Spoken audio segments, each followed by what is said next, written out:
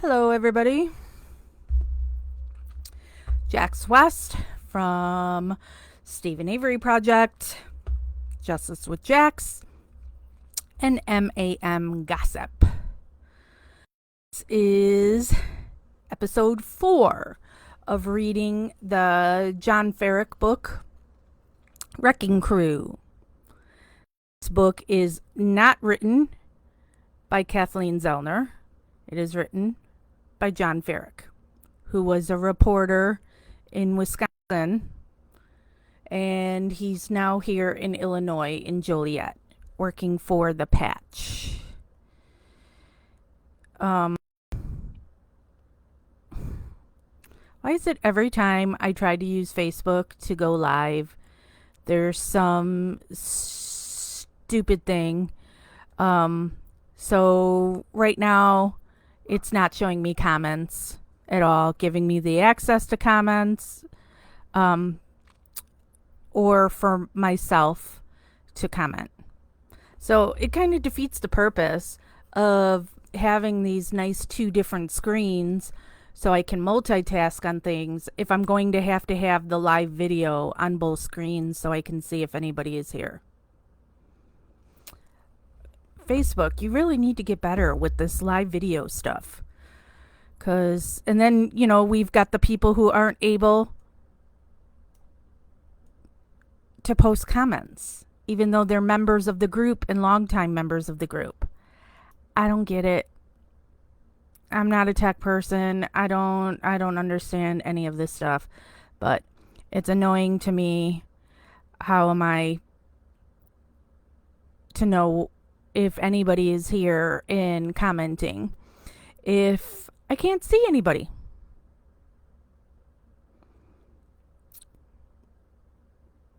So, all right, since I can't see and nobody's commenting, just know that, okay, now I've brought it up on my other screen, but I don't know how easily I'll be able to see any questions or comments over there.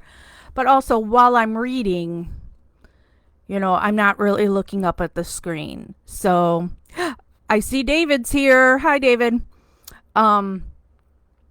So if somebody posts a question or concern that you can answer, please answer for them. We are on chapter 17. There's Jen. Hi, Jen. So we are on chapter 17, page 173 out of 361 pages. So we obviously won't get done with it today. We're like halfway done looking at the pages anyway. So this means we'll do more lives next week to read. We should be able to finish it next week. I read for 2 hours. So it is 1 p.m. Central Time, Chicago time right now. So I'll read until 3 p.m. and then we'll call it a day. And I will not be reading any other days this week.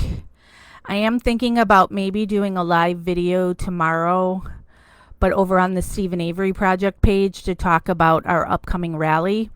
But I haven't decided for sure.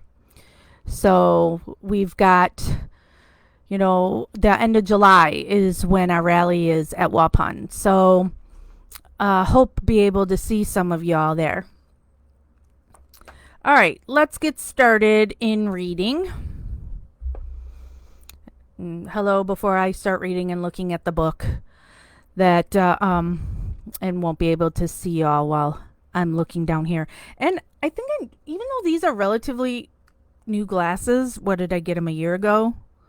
But I rarely wear them. And so now putting them on, everything's still all blurry and hard to read. So I'm guessing I need a stronger stronger glasses, stronger prescription.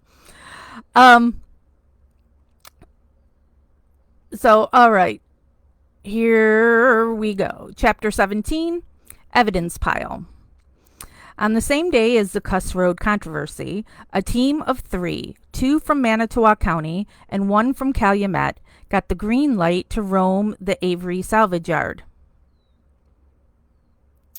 I don't remember what chapter we started on yesterday, Jen. Sorry that I just saw it. But I started an hour late because I had an appointment at 1 o'clock. So I don't remember where we started. Sorry. I should keep mark of that. So somebody remember here, I'm going to write it down. Started on 17 today. Chapter 17. Okay. See, everything's so blurry. I'd probably read better without the freaking glasses.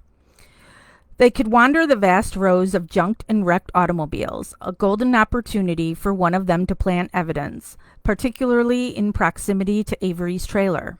One man on the assignment seemed less likely to be engaged in planting evidence, though. Sergeant Bill Tyson of Calumet County. Quote, upon returning to the crime scene on Monday, November 7, 2005, I was informed that my duty for the morning would be to work with Lieutenant Lenk and Sergeant Andrew Colborn, Tyson said. I was informed they did wish for us to open the trunks on all remaining vehicles on the property, and after that was completed, enter all the residences and collect all firearms, unquote. Unlike Tyson, Lieutenant Lenk and Sergeant Colborn chose not to write any reports to memorialize their activities rechecking the cars around the Avery property that morning. By the time their day ended, Cuss Road was now off the grid. That following morning, Tuesday, November 8, the generals had realigned their troops squarely back to Avery Road.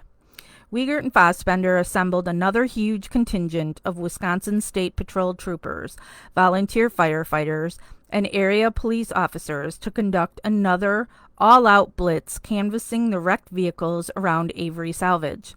The assignment seemed redundant, considering how the same cars were the subject of a fruitless day-long search 2 days earlier on Sunday, November 6. But this second full-blown search, now called upon the day after Colborn and Lenk went wandering around the salvage yard premises, were sure to bear ripe fruit. Quote, on Tuesday morning, November 8, 2005, shortly after 9 a.m., we were advised by a trooper that he and his fireman partner had located Teresa's auto license plates along the north border of the salvage yard. Unquote. Calumet Lieutenant Kelly Sipple said, quote, the station wagon would have been parked between the fenced-in compound to the east and an old trailer to the west, unquote, which that trailer they're talking about is where Chuck lived at the time. A month later, Wiegert interviewed brilliant firefighter William Brandeis Jr. to learn how his evidence harvest was made at 9:15 a.m. Quote, according to William, while searching a car, he noticed some license plates that had been folded twice and were lying on the folded-down back seat of an older station wagon. William reached through the driver's side rear window and picked up the license plates. He indicated he was wearing gloves at that time. William unfolded them so he could read the number on the plate. William stated the registration we were looking for matched the plates he had found, unquote. That same morning of the license plate find, Lenk, Colborn, and Dan Kucharski meandered over to Avery's little red trailer for the umpteenth time. Quote, Sergeant Colborn searched the desk area as well as a small cabinet next to the desk for pornographic materials, unquote, Lenk said. Quote, I took a 3-ring binder from the cabinet, which was filled with news clippings of Stephen Avery since being released from prison. There were no pornographic materials in the binder. Sergeant Colborn even tipped the cabinet to the side, away from the desk, to be sure that no photographs or other materials had fallen between the desk and the cabinet. Unquote. Unlike Lenk, Colborn's incident report for his duties that day completely avoided any mention of his activities in Avery's bedroom. He left that up to Lenk. Quote, When Sergeant Colborne and I were putting magazines and papers back into the cabinet, we were pushing into the cabinet, striking the back of the cabinet as we pushed them in. When I replaced the 3-ring binder into the cabinet, I met with some resistance. I pushed it 2 to 3 times before it finally went into the cabinet." Unquote. At that point, Lenk noticed the 2 others he needed to walk out of the room to make a call to the command post. Then he walked back into the bedroom. Quote, "When I reached the bedroom, I observed a single key laying on the floor," unquote, Lenk said. Quote, "The key and the key fob were laying on the floor just in front of a pair of slippers next to the rear corner of the cabinet. I informed Deputy Kucharski and Sergeant Colborne that there was a key here and it was not here before." Shocker. "We all looked at the key. It appeared to be a key from a Toyota brand vehicle due to the emblem. We all believe the key was dislodged from the back of the cabinet as we were tipping and banging the magazines and binder in and out of the cabinet." Unquote. The license plates and spare key, which had surfaced, were scooped up that morning. Then, in the middle of the afternoon, Manitowoc County Sergeant Jason Yost, the same deputy who worked closely with Bushman on the Ricky Hochstetler hit-and-run case, acted upon his instincts and walked the grounds of Avery's burn pile pit between 1:40 and 2 p.m. And first, hello, Natalie. First, I have to say about the key. We've said this a million times, but since reading it, I have to say it again. 1, why wouldn't the key just be sitting on the table? Why would it be hidden in there? Because again, if it's Stephen, he lives alone. There's no reason for him to bury the key in his own house. 2, have you seen how much they destroyed that trailer when they did their searches? Yet they were almost perfect in putting everything back how they found it in that cabinet that the magic key came out of. They ripped that place apart. They didn't put anything back. Yet the only place they find alleged evidence is the only one that they put stuff back.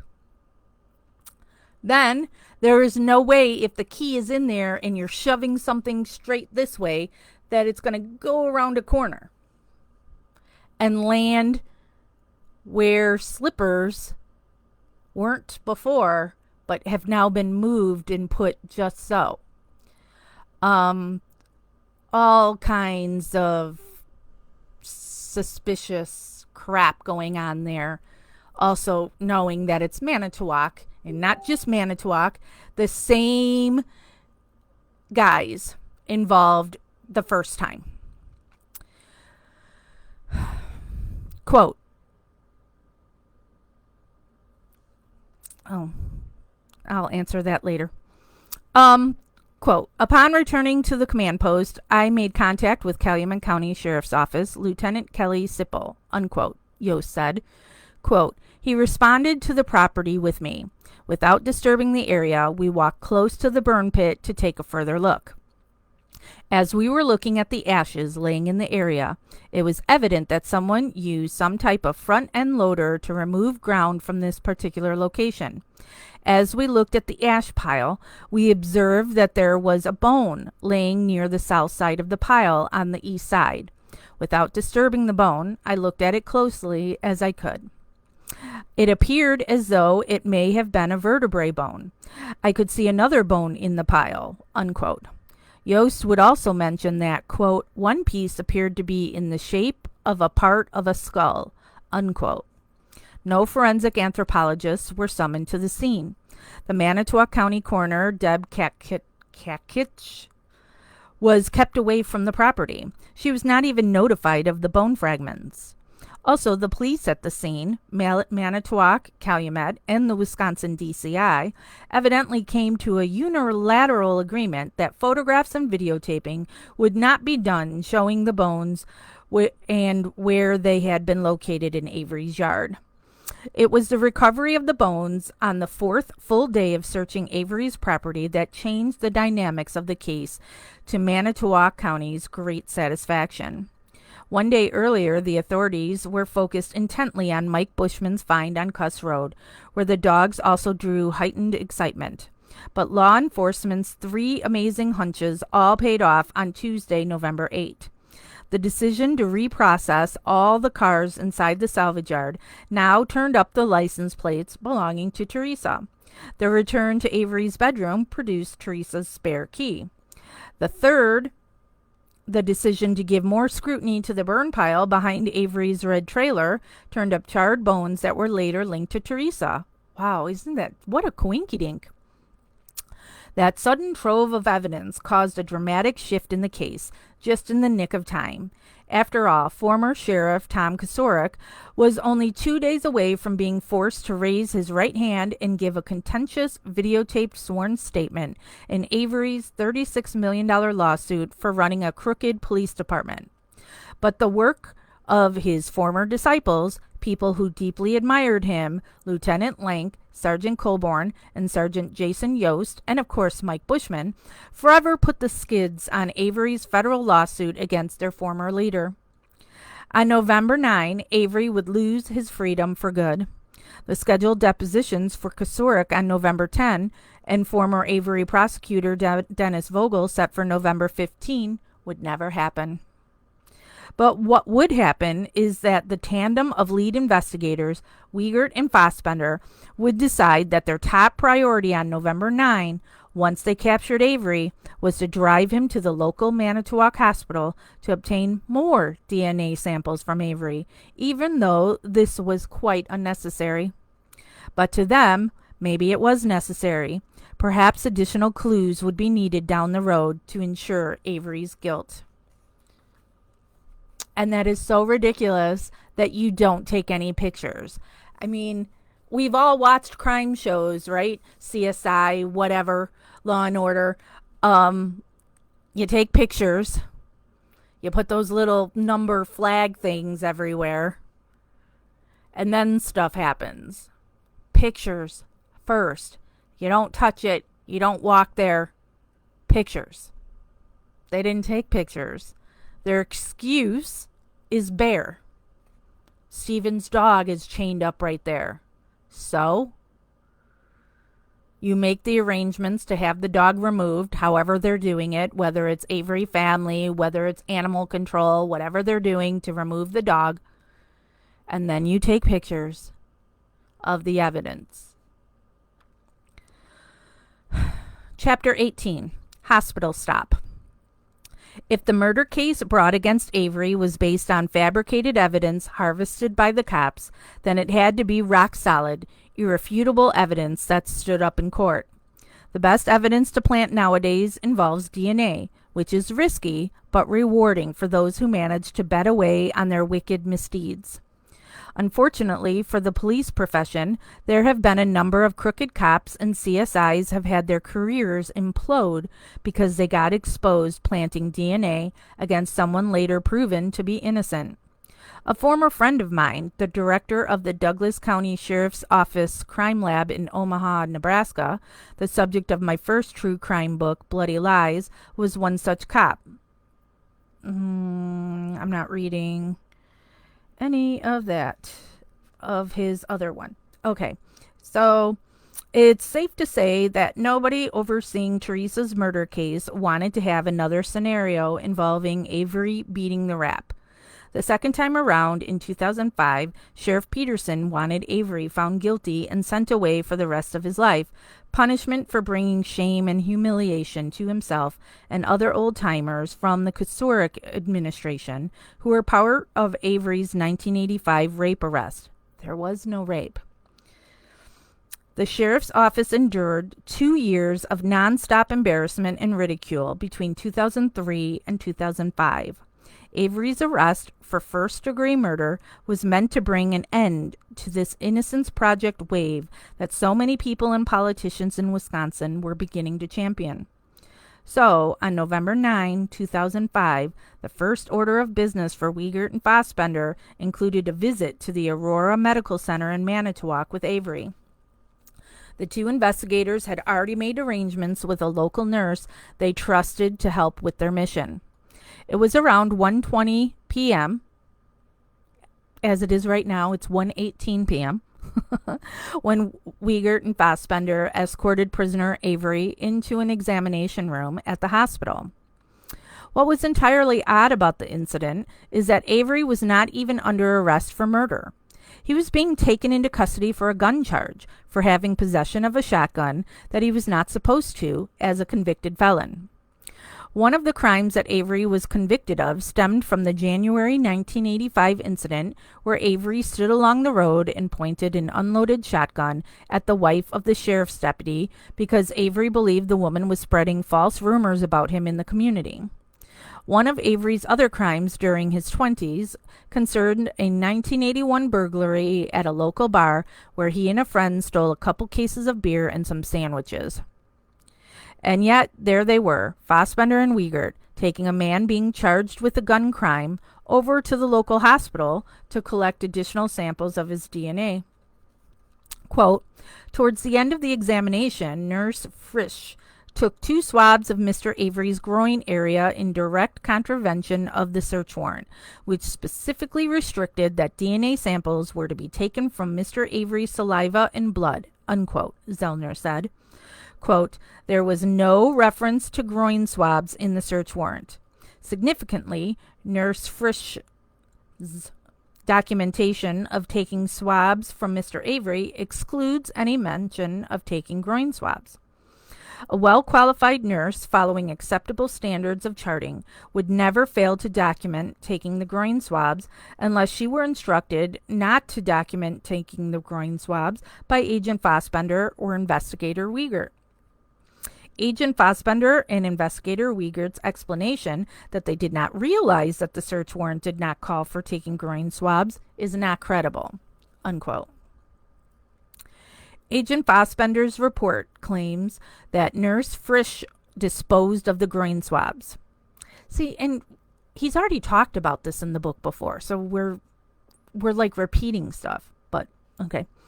Quote, Agent Fassbender's report is not credible because Nurse Frisch never mentions in her charting unknown caller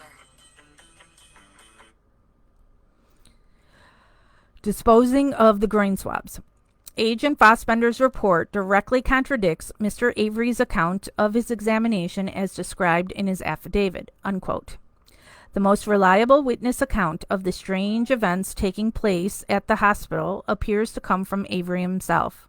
Quote, as Mr. Avery followed Agent Fassbender and Nurse Frisch out of the examination room, Mr. Avery heard Investigator Wiegert tell Nurse Frisch to give him the groin swabs, and Mr. Avery observed Investigator Wiegert walk to the examination receptacle as if to discard the groin swabs.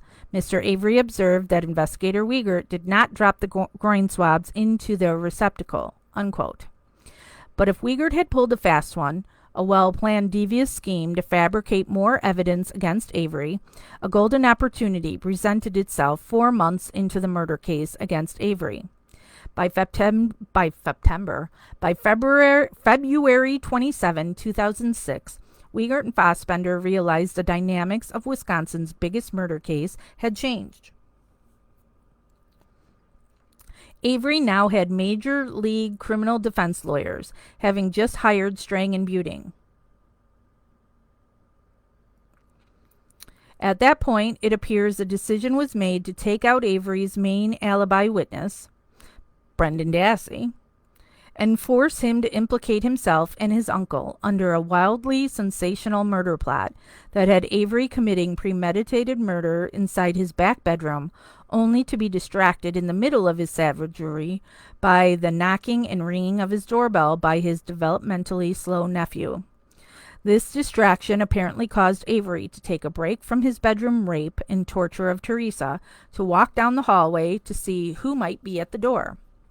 Then, upon realizing it was not his mom or dad, or brothers Earl and Chuck, or his sister Barb, he invited young Brendan to step inside his lair to participate in the evilness. Quote, it was not until 4 months after Ms. Halbach's RAV4 was analyzed by the Wisconsin State Crime Lab in Madison that investigators became interested in the hood latch, unquote, Zellner said. Quote, the hood latch was first introduced by Agent Fassbender and Investigator Wiegert during their March 1, 2006 interrogation of Brendan. Here are some questions posed by Wiegert and Fassbender during their interviews with Avery's learning disabled 16-year-old nephew, who ultimately went along with their wishes and implicated himself as a co-conspirator in Teresa's murder. Fassbender. Okay, did he go and look at the engine? Did he raise the hood at all or anything like that to do something to that car? Brendan. Yeah. Wiegert. What did he do, Brendan? It's okay. What did he do? Fassbender. What did he do under the hood, if that's what he did? Brendan. I don't know what he did, but I know he went under. Fassbender. He did raise the hood? Brendan nodded the affirmative, trying to please his captors. Fassbender. You remember that? Brendan. Yeah. Wiegert. While he was raising the hood, did you take the license plates off? Brendan. No, he did. He took them off. He had them in his house, but I don't know after where he put them. Wiegert. Where was the knife that you used? Where'd that knife go? Brendan. He left it in the Jeep. Wiegert. It's not in the Jeep now. Where do you think it might be? Brendan. I'm sure it was. Wiegert. Did you see it in the Jeep? Brendan. Yeah, 'cause he set it on the floor in the middle of the seats. Wiegert. Any time during this did he get injured? Brendan. Just that scratch. That's all I know. On his finger. It was bleeding a little bit. Wiegert. How'd he get that scratch? Brendan. Probably when he was under the hood. Since Halloween was on a school night, Brendan remembered how his mother Barb called him, reminding him that he needed to be home by 10 p.m. Wiegert. When did you clean the place up? Brendan. Like at 9:50. He took the bed sheets outside and he burnt them. Fassbender. Was there blood on the bed sheets? Brendan. Yeah. Wiegert. What else did he do? Brendan. That's when he hid the key in the dresser. Fassbender. So you and Stephen do what at 9:50 p.m. then? Brendan. We cleaned that up, and then he told me to throw that on the fire, the clothes. That's full of the blood that was like cleaned up. When Wiegert asked Brendan to remember the clothes, he drew a blank stare. Wiegert. What about the shirt? What color was the shirt? Brendan. Black? Wiegert. What about, did you have her bra and panties too? Where were those? Brendan. I don't know. Wiegert. So you took it outside and threw it on the fire? Brendan. Yeah. Wiegert. Now the shirt. Earlier you told us the shirt had blood on it, had a hole in it. Was that not true then? Brendan. No. Wiegert. Was Stephen bleeding? Brendan. On his finger, that's it. Wiegert. What did Stephen say he was going to do with her car? Brendan. That he was going to crush it. Wiegert. Did he say when he was going to try and do that? Brendan. No. He said he would have. Actually, the sooner, he said, the sooner the better. Overall, Brendan was doing a terrific job of repeating and regurgitating what Wiegert and Fassbender wanted him to say. In the back of their minds, deep down, these two veteran cops knew his life was over. They were pleased. After all, they wanted to make sure Brendan never saw the daylight outside of a Wisconsin penal institution, at least during their lifetime. In order to decimate Avery's criminal defense, Fassbender and Wiegert wanted Brendan thinking of them as his father figures. Upstanding men Brendan could trust. Under no circumstances was Brendan going to be shown their dark side, their devious side. Fassbender. You need a break. Any soda or something?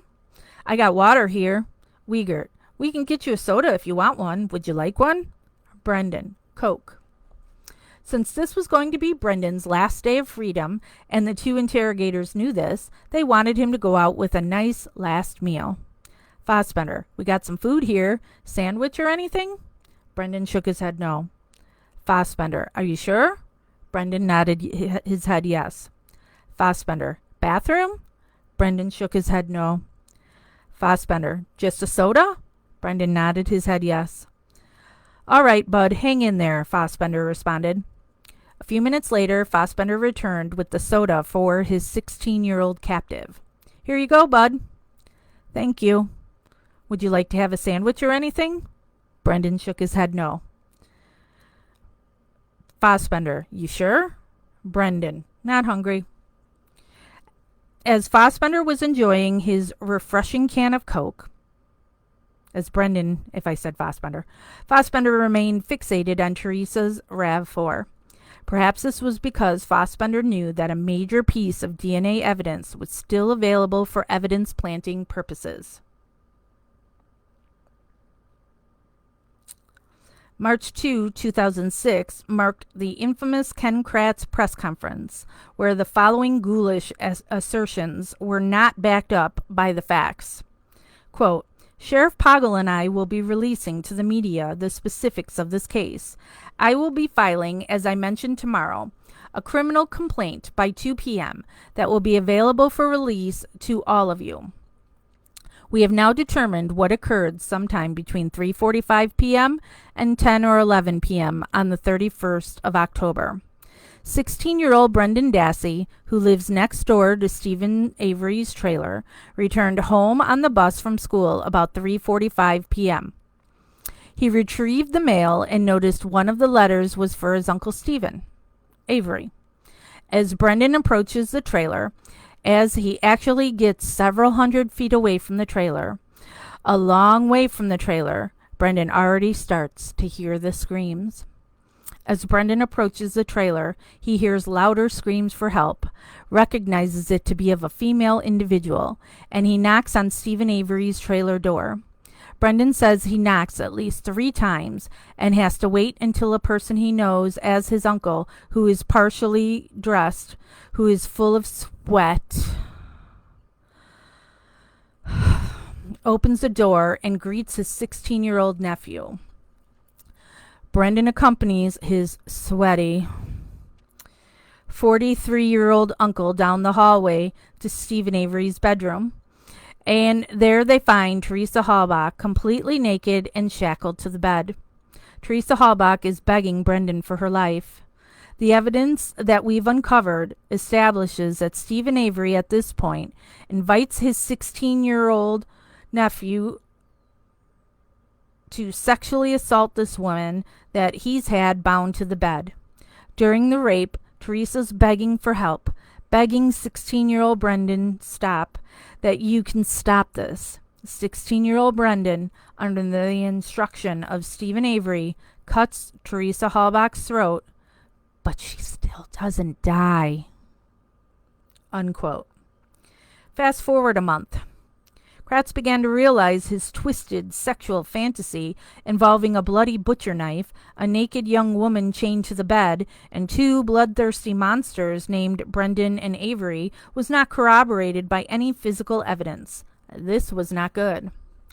Deep down, Sweaty Sweat realized this could be troublesome as the biggest criminal case in the state of Wisconsin moved closer toward trial, with Strang and Buting now on the case fighting for Avery. Sweaty Sweat was no longer up against a couple of country bumpkins from the Manitowoc County Public Defender's Office who were there to get paid to go through the motions of putting forth a defense. There's a picture of Sweaty Sweat here, but I'll protect y'all from that one. Quote, in an effort to corroborate Brendan's confession taken on March 1, Agent Fassbender and Investigator Wiegert ordered that the hood latch be swabbed for DNA evidence, unquote, Zellner said. Quote, on April 3, 2006, Agent Fassbender and Investigator Wiegert specifically directed Deputy Jeremy Hawkins and Sergeant Tyson to go into the storage shed where the RAV4 was located to swab the hood latch, battery cables, and interior and exterior door handles. Unquote. Actually, how the follow-up search went down only raises more red flags about the dark cloud dangling over the heads of Fassbender and Wiegert. Quote, the instructions Agent Fassbender and Investigator Fassbender, okay, there's a typo there, so Wiegert and Fassbender, gave Deputy Hawkins and Sergeant Tyson are inconsistent with a good faith effort to recover forensic evidence. If they really thought Mr. Avery had opened the hood and wanted to collect any possible DNA of his from the RAV4, they would have also instructed Sergeant Tyson and Deputy Hawkins to swab the interior hood release lever and hood prop, which, by necessity, Mr. Avery would have handled when opening the hood to disconnect the battery cable, unquote, Zellner said. So, okay, I'm looking over here saying that it's freezing. Maybe when I finish this chapter, I should end this live and start a new one. Maybe that'll be better.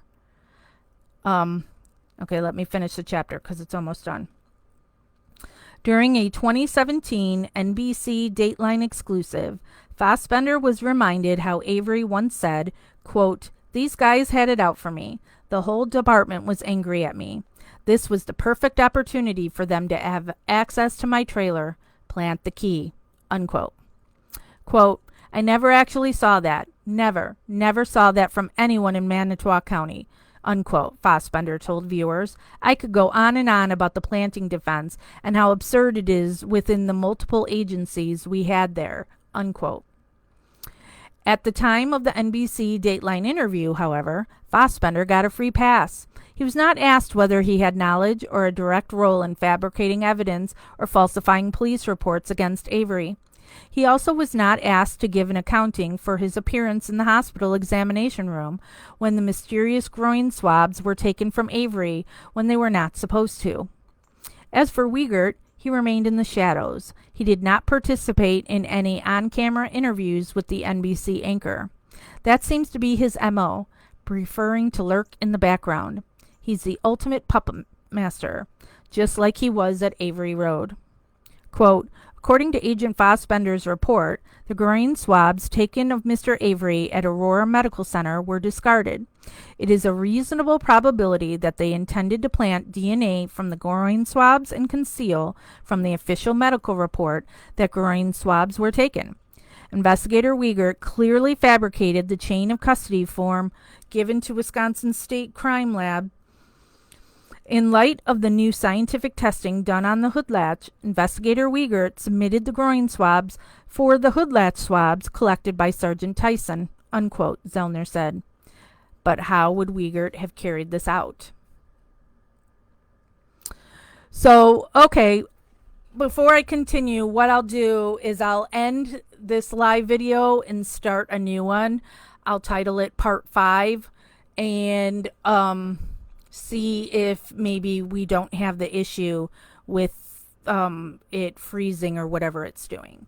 So join me right away in a new video. You'll have to find it on the MAM Gossip page. Be right back.